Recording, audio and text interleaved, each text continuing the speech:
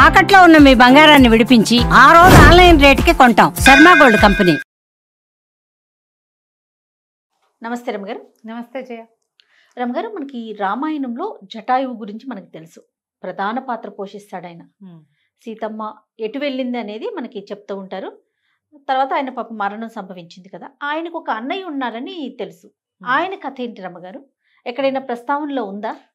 రామాయణంలో ఉంటుంది క్లియర్గా. సుందరకాండకి ముందు సీతాదేవిని తీసుకెళ్ళిన వాడు రావణాసురుడేనని, ఫలానా వైపు ఇక్కడే ఉంటాడని, అక్కడికి వెళ్తే సీత దొరుకుతుందని చెప్పినవాడు ఆయనే, జటాయు వాళ్ళ అన్నయ్య సంపాతి. ఈ సంపాతి మనకి జటాయువు ప్రస్తావన కూడా రామాయణంలో ముందు రాదు. వీళ్ళు ఈ జనస్థానంలో ఎక్కడైతే సీతాదేవిని తప్పిపోయిందో అక్కడ జటాయువు కనపడతాడు. అవును, అప్పుడే కదా సీతాదేవిని రావణాసురుడు ఎత్తుకుపోతున్నప్పుడు ఆవిడ అతను వెంటబడి యుద్ధం చేసి మరణావస్థలోకి కింద పడిపోయి చనిపోయే ముందు రాముడికి విషయం చెప్పి చనిపోయాడని చెప్తారు. జటాయువుకి దహన సంస్కారాలు తండ్రికి చేసినట్టుగా చేశాడు. ఎందుకంటే జటాయువు అనే ఈ గ్రద్ద ఈగిల్, వీళ్ళు ఏంటంటే ఈగిల్ అంటే ఒట్టిగా పక్షి అని చెప్పడానికి వీల్లేదు, కామరూపధారి అతను. వీళ్ళిద్దరు అన్నదమ్ములు, ఇద్దరు సూర్యుని సంతానంగా చెప్తారు. రామాయణంలో ఒక చోట ఆ మాట కనపడుతుంది. కాబట్టి వీళ్ళు మానవ రూపధారులుగా సంచరించే పద్ధతి కూడా ఉంది వాళ్ళ దగ్గర. మనుష్య రూపాల్లో కూడా ఉండేవాళ్ళు. ఓకే, వాళ్ళ ఒరిజినల్ స్వరూపం ఈ పక్షి స్వరూపం అన్నమాట. దశరథుడికి ఆయన స్నేహితుడు అని చెప్తారు. దశరథుడికి ఏదో యుద్ధంలో సహాయం చేయటమో మరి ఇద్దరు కలిసి, దశరథుడికి కూడా చాలా వయసు ఉంది కదా. అవునవును. ఈ ప్రస్తావన మళ్ళీ మనకి తర్వాత ఈ జటాయువు గురించి మళ్ళీ వస్తుందన్నమాట. ఈ రామలక్ష్మణులు సీతా అపహరణం తర్వాత అలా వెతుకుతూ బయలుదేరి వెళ్ళారు. వెళ్ళిన తర్వాత వాళ్ళు వెతుకుతూ శబరిని కలిశారు. ఆ తర్వాత ఆంజనేయుని కలిసి ఆయన ద్వారా సుగ్రీవుని కలుసుకున్నారు. ఈ సుగ్రీవుడి దగ్గరికి వెళ్ళాక వాలిని గురించి సంగతి తెలిసి వాలిని సంహరించాడు రాముడు. సుగ్రీవుడికి పట్టాభిషేకం చేశాడు. సుగ్రీవుడు, నేను నీ భార్యను వెతికి పెడతాను. వాళ్ళకి ఒక ఆభరణాలు దొరికినాయి. ఆ దొరికిన ఆభరణాలు సీతాదేవి అని గుర్తుపట్టారు. ఈ పాదాలు పట్టీలు అవి కూడా ఉన్నాయి. అందులో పట్టీలు చూసి గుర్తుపట్టాడు లక్ష్మణుడు, ఇవి వదిన గారివేనని. సరే, మేము కొద్ది రోజులు మేము వెతుకుతామని చెప్పారు. ఈ పట్టాభిషేకం అయిన తర్వాత కొంతకాలం ఆయన విశ్రాంతిగా ఉన్నాడు. ఎందుకంటే చాలా రోజులుగా అడవుల్లో అక్కడ ఉండిపోయి రాజ్యసుఖాల అనుభవంలో లేవు. సో అంతే కొంతకాలం సంతోషంగా ఉన్నాడు. ఈ శీతాకాలం అదే అయ్యేసరికల్లా సరే లక్ష్మణుడు వచ్చి అడిగాడు, ఏమిటి ఇంకా ప్రయత్నం చేయట్లేదంటే, ప్రయత్నం చేస్తామని చెప్పి ఏం చేశారు, ఈ సమూహాన్ని అందరినీ విడదీసి అన్ని దిక్కులకి పంపించాడు. ఏ దిక్కుకి రావణాసురుడు సీతను తీసుకెళ్లాడో వీళ్ళకి తెలియదు. వెతకడమే. భూమికి 4 పక్కలకి జనాన్ని పంపించాడు. ఈ సముద్రం వైపుకి దక్షిణ దిక్కుగా పంపించిన సమూహంలో జాంబవంతుడు, ఆంజనేయుడు, అంగదుడు, తారుడు వీళ్ళంతా ఉన్నారు. వీళ్ళు ఇక్కడికి వెళ్ళారు. వెళ్తే మధ్యలో స్వయంప్రభ గుహ అంటారు, అందులోకి ఆ గుహలోకి వెళ్తారు. అక్కడ బోళ్ళని ఆహార పదార్థాలు అవి ఉంటాయి, ఆమెతో బాగా సేవింపడతారు. అంతా అయ్యి వీళ్ళు ముందుకు వచ్చేసరికి సముద్రమే. సముద్రం తర్వాత ఏముందో తెలియదు. ఇప్పుడు కనపడుతూ ఉంటే వెళ్తారు, సముద్రమే చాలా పెద్దది. వీళ్ళు దాంతో నిరాశపడిపోయారు. వెనక్కి వెళ్తే సుగ్రీవుడు చంపేస్తాడని భయపడ్డాడు అంగదుడు. వెనక్కి వెళ్తే సుగ్రీవుడైనా చంపేస్తాడు, లక్ష్మణుడైనా చంపేస్తాడు. మనం వెనక్కి వెళ్ళొద్దు, అక్కడికి వెళ్ళాక నేను ఎలాగో అతని చేతిలో, ఎందుకంటే తన తండ్రి చనిపోయిన తర్వాత రాజ్యం తీసుకున్నాడని పిల్లలకి సహజంగా ఉంటుంది కదా, కొంచెం కష్టపెట్టుకుంటాడు మనసు. సరే, ఆంజనేయుడు ఏం చెప్తాడంటే, నువ్వు ఆంజనేయ స్వామి నువ్వు ఇలాగా ఆలోచించద్దు, సుగ్రీవుడు చాలా ధర్మాత్ముడు, అతన్ని నిన్నేమి సంహరించడు, మీ అమ్మంటే చాలా ప్రీతి, ఆమె కోసమైనా నిన్నేమి అనడు, ఏం చేయడు, నువ్వే యువరాజువి, ఏమీ భయపడద్దంటే అంగదుడు ఒప్పుకోడు. మా నాన్నని గుహలోకి పంపించి గుహ ద్వారా మూసేశాడు,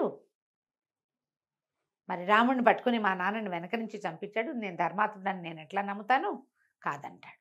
కాదని నేను రాను, మీరందరూ వెళ్ళిపోండి, నేను ఈ మాటలు అన్నానని తెలిస్తే ఎలాగో చంపేస్తాడు, మీరంతా వెళ్ళిపోండి పోండి అంటాడు. అని నేను ఇక్కడ ప్రాయోపవేశం చేసి చచ్చిపోతాను. ప్రాయోపవేశం చేయటం ఈ ఆహార స్వీకారం లేకుండా పడుకొని ప్రాణాలు వదిలేయటం అనమాట. వానరులంతా గోల పెట్టారు. తమ రాజు కొడుకు, కొత్తగా రాజు అయిన వాడికి అన్న కొడుకు, యువరాజు, తమలో ఒక సాహసికుడైన కుర్రవాడు చచ్చిపోతానంటే మిగిలిన వాళ్ళు ఏడవరు, అంతా ఏడ్చి గగ్గోలు పెట్టారు. అయినా సరే ఆ గంగాధరుడు వినక ఏం చేశాడు, సముద్రంలో స్నానం చేసి అక్కడ ఒక కొండల్లాగా ఉన్నాయి, స్వయం ప్రభ గుహ కూడా ఓ పక్కన అవతల ఎక్కడ ఉంది బిలం, అందులోంచి బయటకు వచ్చి సముద్రం దగ్గరకు వచ్చారు. ఆ కొండరాళ్ల మీద దర్భలు పడుచుకుని పడుకున్నాడు. పడుకునేసరికల్లా వీళ్ళు వానరులు కూడా ఇతను ఇంకా మారడని అనుకుని వదిలేసి ఎట్లా వెళ్ళిపోతాం, అందరూ సముద్రంలో స్నానం చేసి వచ్చి తలా కాసిన దర్భలు పడుచుకుని పడుకున్నారు. పడుకుని సీతారాములు, రాముడు, లక్ష్మణుడు, సుగ్రీవుడు, వాలి ఇవన్నీ చెప్పుకుంటున్నారు. చెప్పుకుంటూ ఉంటే ఏమైంది, ఇంతలో ఆ పైన వీళ్ళు పడుకున్న కొండ వాటికి పక్కగా ఒక గుహ ఉంది.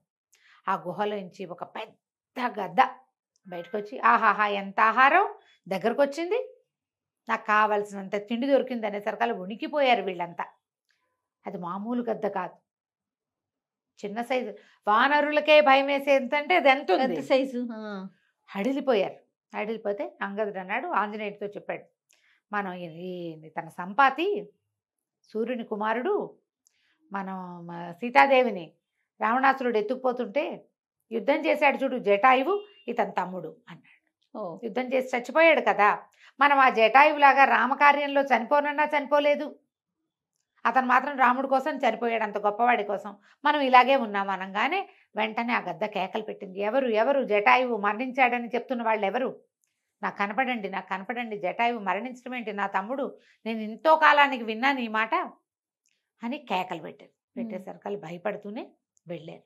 వెళ్ళి జటాయువు ఇట్లా మరణించాడు అని చెప్పేసరికల్లా వాళ్ళ ఏడ్చాడట ఆయన సంపాతి, నేను సంపాతిని, మా తమ్ముడు, నేను ఇక్కడ పడిపోయాను, వాడు అక్కడ జనస్థానంలో పడిపోయి ఉంటాడు, రెక్కలు లేవు నాకు, వృద్ధుణ్ణి, రెక్కలు లేవు, నేను ఆహార సంపాదన చేసుకోలేను, అందుకని ఈ గుహలోనే ఉంటా, కుమారుడు రోజు ఆహారం తెచ్చిపెడతాడు సంపాతికి కుమారుడు తెచ్చిపెడతాడు అని చెప్పి ఏం జరిగింది అని అంతా కనుక్కుని, వాడు రావణాసురుడు సముద్ర లంఘనం చేస్తే మీకు దొరుకుతాడు, సముద్రంలో ఒక లంక ఉంది, కాంచన లంక, అక్కడ ఇతను నివాసం ఉంది, చాలా పెద్దది, అక్కడ సీతను బంధించి ఉంచవచ్చు అని చెప్తాడు. చెప్పి ఎవరు నువ్వు, నీకు ఈ పరిస్థితి ఎందుకు వచ్చింది, నీకు రెక్కలు ఎందుకు కాలిపోయినాయి అంటే, ఒకప్పుడు ఇది ఎప్పటి సంగతి, వృత్రాసురుడు అంటే ఏ నాటి కథో అది, వీళ్ళు ఇప్పటి వాళ్ళు కాదు, కృతయుగం నాటి వాళ్ళు, ఎప్పటి వాళ్ళో 8,000 సంవత్సరాల క్రితం అని చెప్తాడు. ఎన్నో వేల సంవత్సరాల క్రితం జరిగింది. మేము కైలాసం నుంచి బయలుదేరి వస్తూ సూర్యుడి కంటే వేగంగా వస్తామని రావాలని బయలుదేరాము, నేను నా తమ్ముడు, ఆ సూర్యుడి దగ్గర నుంచి కిందకు వచ్చాం. ఆ వచ్చేటప్పటికి రెక్కలు, సూర్యుడు, మా తమ్ముడేమో సొమ్మసిల్లిపోయాడు, ఎంతో పెద్దది కనపడింది సూర్యబింబం. తర్వాత ఎర్రని స్త్రీలు, వేదగానం వినపడింది, అంటే సూర్యనారాయణని సమీపిస్తూ ఉంటే వీళ్ళు సూర్యుని సంతానం అని మాత్రం 2 వాక్యాలు నేను చదివాను. ఆయన్ని సమీపించేసరికల్లా వీళ్ళకి వేదగానం వినపడ్డము, సూర్యుడి సమీపంలో ఓంకారాలు అవి వినిపిస్తాయట, నాసా వాళ్ళు కూడా కనిపెట్టారన్నారు సూర్యుడిలో ఒక సౌండ్ ఉందని. ఇదే వేదగానం వినపడింది. ఎర్రటి స్త్రీలు, ఎర్రగా ఉన్న వస్త్రాలు ధరించిన స్త్రీలు కనపడ్డారు, కిరణాలు అన్నమాట, సూర్యకిరణాలు కనిపించారు. ఆ విపరీతమైన ఆ వేడిమికి మా తమ్ముడు సొమ్మసిల్లిపోతుంటే ఏమైపోతాడోనని రెక్కలు కప్పాను నేను వెనక నుంచి, నా రెక్కలు కాలిపోయినాయి, తమ్ముడు ఎక్కడో పడిపోయాడు, నేను ఇక్కడ పడిపోయాను. నిశాకరుడు అనే ఒక మహాముని ఆశ్రమం ఇక్కడ ఉండేది. ఈ రెక్కలు విరిగిపోయి కాలిపోయి పడున్నా నన్ను చూశాడు ఆయన, నేను ఆయన కేసు చూస్తూనే ఉన్నా. బోల్డంతమంది జంతువులు అవి ఆయన ఆశ్రమం చుట్టూతా తిరిగేవి, ఎన్నో జంతువులు ఆయన వెనకాల ఉండేవి. నేను ఆయనకు నమస్కరిస్తే ఆయన గుర్తుపట్టాడు నన్ను. ఇది వరకు నువ్వు మీ తమ్ముడు మానవ రూపాల్లో నన్ను చూసేవాళ్ళు కదా, నీకు ఈ పరిస్థితి ఎందుకు వచ్చిందంటే, ఇట్లా వచ్చింది, రెక్కలు కాలిపోయినాయి, నా తమ్ముడు ఎక్కడో పడిపోయాడు అని చెప్పాను. చెప్తే అప్పుడు ఆయన చెప్పాడు, రెక్కలు వస్తాయి నీకు,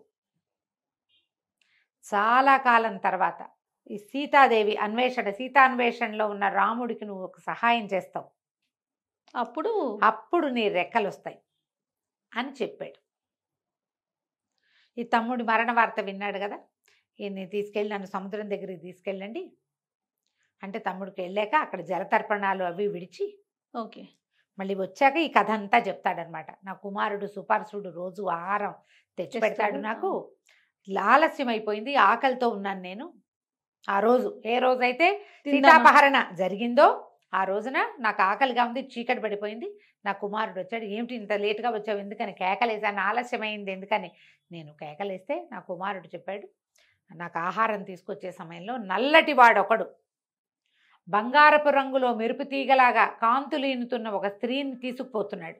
నా కుమారుడు వాళ్ళిద్దరిని నాకు ఆహారంగా ఇద్దామని వాళ్ళకి అడ్డం పడ్డాడు. వాళ్ళకి అడ్డం వెళ్తే ఆ నల్లని వాడు అతి మర్యాదగా నాకు దారి విడువు, కార్యాంతరం మీద ఉన్నానని చెప్పాడు. అతని మర్యాద పాటించి, ఆ నల్లని వ్యక్తి మర్యాద పాటించి పక్కకి తప్పుకున్నాడు నా కుమారుడు. అతను ఎవరో నేను పని మీద వెళ్తున్నా తప్పుకో అని చెప్పినప్పుడు తప్పుకోవాలి. మర్యాద పాటించి నా కుమారుడు పక్కకి తప్పుకుని ఆకాశంలో ఎగిరి నా వైపుకి వస్తూ, ఇది టైం పట్టింది కదా, వాళ్ళు ఎవరో రావటం ఆగటం ఇదంతా, ఆకాశంలో నా వైపుకి వస్తూ ఆకాశభూతాలని ఇతడెవరు, ఆమె ఎవరు అని అడిగితే ఇతను రావణాసురుడని, ఆ రామ రామ అని అరుస్తూ తన్నుకులాడుతున్నటువంటి ఆ స్త్రీ సీత అని తెలుసుకున్నాడు.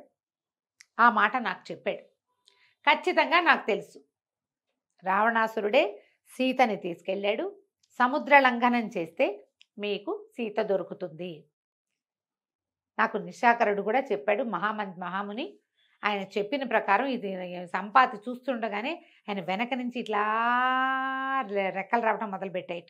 అబ్బా, ఎర్రటి రెక్కలు, కొత్త రెక్కలు వస్తే ఎట్లా వస్తాయి, ఆ, క్రమంగా కదా ముదురు రంగు వచ్చేది, అప్పుడే చిగురు ఆ, అట్లా రెక్కలు రావడం మొదలుపెట్టి ఆశ్చర్యపోయారు వీళ్ళు. పెద్ద పక్షి, దాని ఈకలు రెక్కలు చూస్తుంటే వీళ్ళు నిర్ఘాంతపోయారు. ఆయన చెప్పాడు, నాయన దక్షిణ దిక్కుగా వెళ్ళండి, సముద్రం దాటండి, సీత దొరుకుతుంది. దానికి తార్కాణం నా రెక్కలు రావటమే. అంతే. సీత దొరికించడానికి నేను ఉపయోగపడతా. ఇప్పుడు నేను వృద్ధుణ్ణి, పెద్దవాణ్ణి, నేనేం చేయలేను, రావణాసురుణ్ణి నేను సంహరించలేను. ఆ వార్త వాడిని చూసి సీత ఎక్కడుందో సీత జాడ కనుక్కుని రాముడు చెప్పండి, రాముడి చేత రావణాసురుణ్ణి చంపించి నా తమ్ముడి చావుకి ప్రతీకారం సాధించండి అని చెప్పి, నా రెక్కల బలాన్ని నేను చూసుకుంటాను, మీరు మాత్రం సముద్రం దాటండి అని చెప్పి వెళ్ళిపోయాడు. బా, ఇది అద్భుతం. సంపాతి కథ. అయితే ఒక విశేషం ఏముందంటే ఇక్కడ నేను 2-3 గురువు గారులు చెప్తుండగా విన్నాను. మా అక్కయ్య బాగా శ్రద్ధగా అందరు గురూజీలను ఫాలో అవుతుందిలే, చక్కగా రామాయణాలు భారతాలన్నీ వింటుంది. తను విన్నదనమాట. నేను 1-2 సందర్భాల్లో 2-3కి చెప్తే చాలా ఉపయోగపడింది. ఈ సంపాతి పక్షలాభం అనేది ఒక ప్రత్యేకమైన శ్లోకం ఉంది రామాయణంలో. మామూలుగా మనం వాల్మీకి రామాయణంలో కొన్ని శ్లోకాలు, కొన్ని ఘట్టాలు అవును. కార్యసాధనకు ఉపయోగపడతాయి కదా, మన పాపాన్ని పోగొట్టుకోవడానికి ఇవి కొన్ని యూజ్ అవుతాయి మనకి. ఓకే. ఆ ఉపయోగపడే వాటిలలో అనారోగ్యాన్ని పోగొట్టుకోవటానికి సంపాతి పక్షలాభం ఉపయోగపడుతుంది.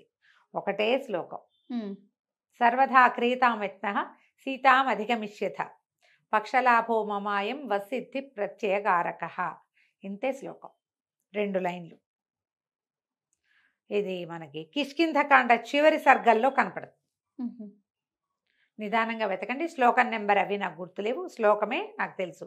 సర్వదా క్రియతామెత్న సీతామధిగమిష్యథ పక్షలాభో మమాయం వసిద్ధి ప్రత్యయకారక.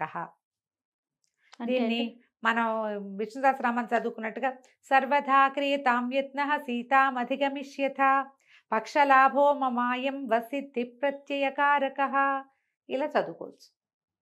నెంబర్ ఆఫ్ టైమ్స్ చదివితే ఆరోగ్యం సిద్ధిస్తుంది. ఓహో, ఆరోగ్యానికి చాలా మంచిది. ఇట్లా రామ కార్యానికి ఎంతమంది ఎన్ని రకాలుగా సహాయం చేశారో చూడు. అది ధర్మం, ధర్మం. అది నీ అదే అనుభవం. దానికోసం నిలబడింది, గెలుస్తుంది. ఖచ్చితంగా. కాస్త ఆలస్యమైనా అక్కడెక్కడో చనిపోయాడు జటాయువు. అవును. కాలాంతరంలో ఆయనకి నీళ్లు వదలాల్సిన అన్నయ్యకి వార్త తెలిసి నీళ్లు వదిలించేందుకు కూడా, ఎందుకంటే రెక్కలు రాకముందే ఈయంతో సంపాతిని తీసుకెళ్లి సముద్రం దగ్గర తర్పణాలు విడిపించారు.